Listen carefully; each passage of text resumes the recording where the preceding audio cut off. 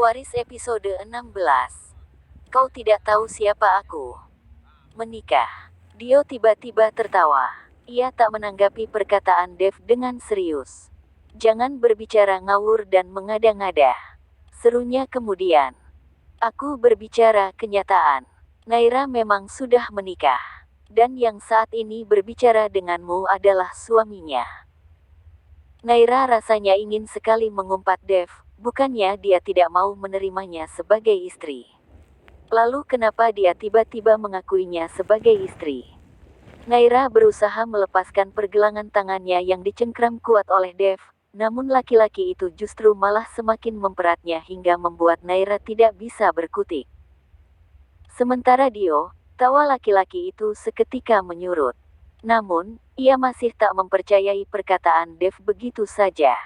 Bagaimana bisa Naira menikah dengan laki-laki yang usianya jauh lebih tua darinya? Pikirnya. Kau suaminya.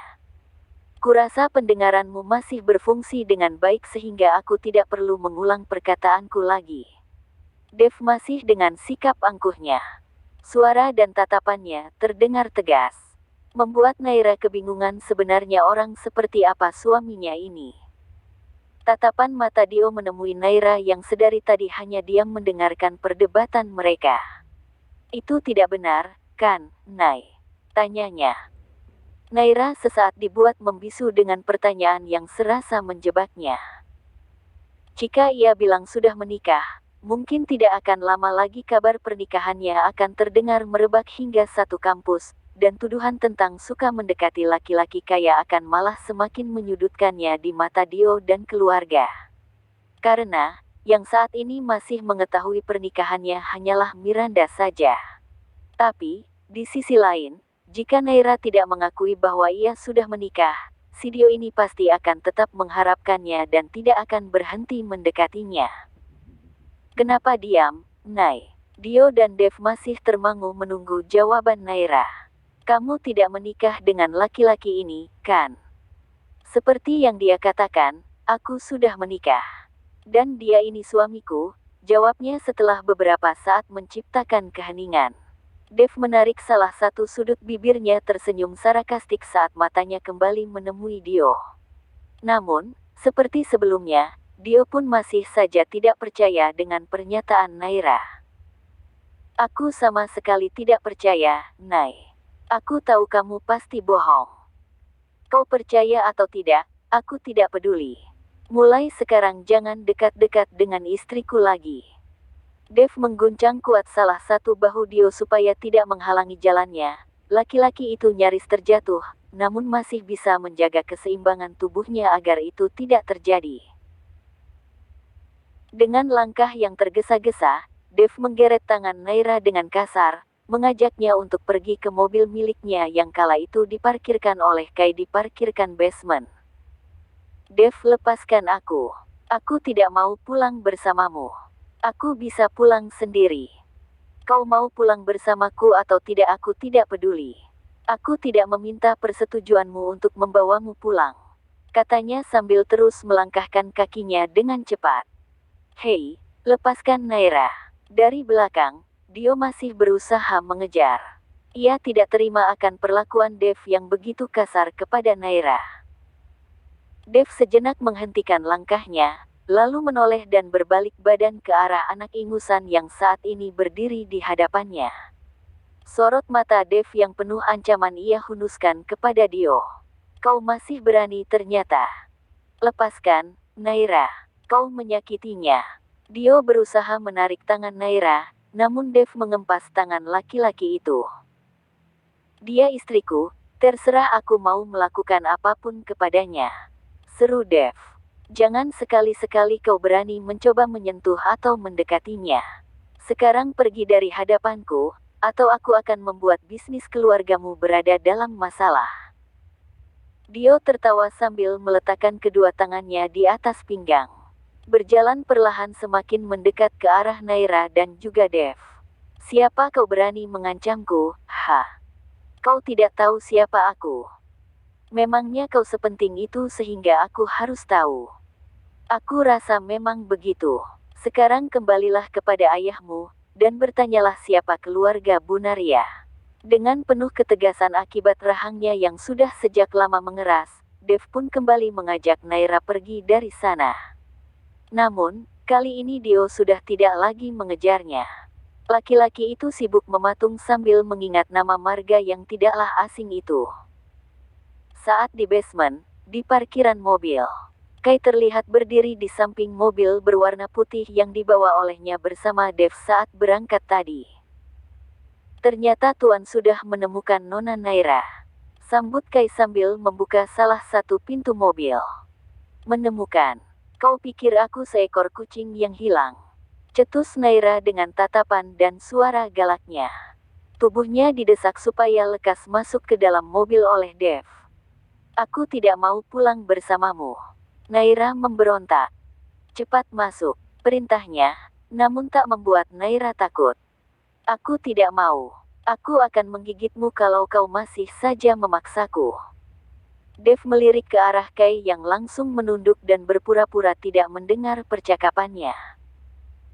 Kau bisa melakukannya di kamar nanti, ayo cepat masuklah. Mungkin telinga Kai ternodai akan perkataan Dev. Aku tidak mau. Aku tidak mau pulang ke rumahmu. Lalu kau mau pulang kemana? Ke rumah ayahmu. Ayo aku akan mengantarkannya. Aku akan memulangkanmu ke rumah ayahmu. Naira tiba-tiba diam. Ia takut jika Dev benar-benar akan memulangkannya ke rumah ayah Wira.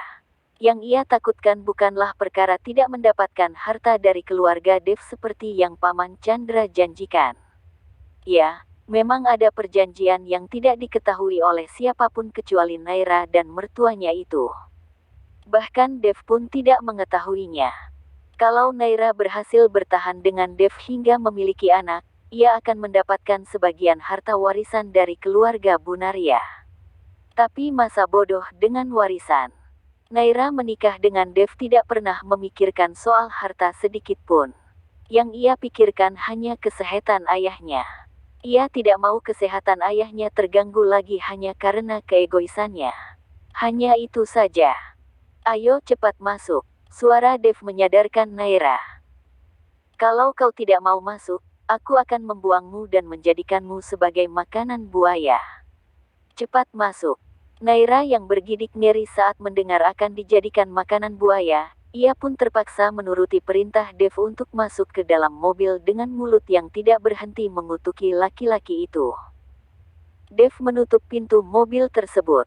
Mana kunci mobilnya? Memintanya kepada Kai yang masih tak mengubah posisinya. Tuan mau mengemudikan mobil sendiri. Iya. Mana kuncinya? Mengadahkan telapak tangan. Tapi, Tuan, saya takut kalau Tuan mengemudikan mobil sendiri. Kan Tuan Chandra sudah berpesan. Yang menggajimu di sini aku atau papaku? Seru Dev. Aku bukan anak kecil yang harus kau khawatirkan. Mana kunci mobilnya? Kai pun dengan ragu meletakkan kunci mobil tersebut di telapak tangan Dev yang sejak dari tadi mengadah. Kau pulanglah sendiri. Saya pulang naik apa, Tuan? Terserah kau mau naik apa. Itu urusanmu. Kai hanya menarik napasnya, dan menelan perkataan yang ingin sekali ia bantahkan terhadap majikannya yang menyebalkan. Baiklah, Tuan. Saya akan pulang naik taksi. Sambil menganggukkan singkat kepalanya. Bagus. Aku pulang dulu. Hati-hati, Tuan. Tak butuh balasan. Dev berjalan mengitari depan mobil. Tuan, tunggu. Kai tiba-tiba mengingat sesuatu. Suaranya menghentikan Dev yang nyaris membuka pintu mobil tersebut. Ia berjalan tergesa menghampiri. Ada apa lagi? Sambil berdecak kesal, Dev kembali menutup pintu mobil yang berhasil sedikit ia buka. Tuan, aku lupa memberitahumu sesuatu.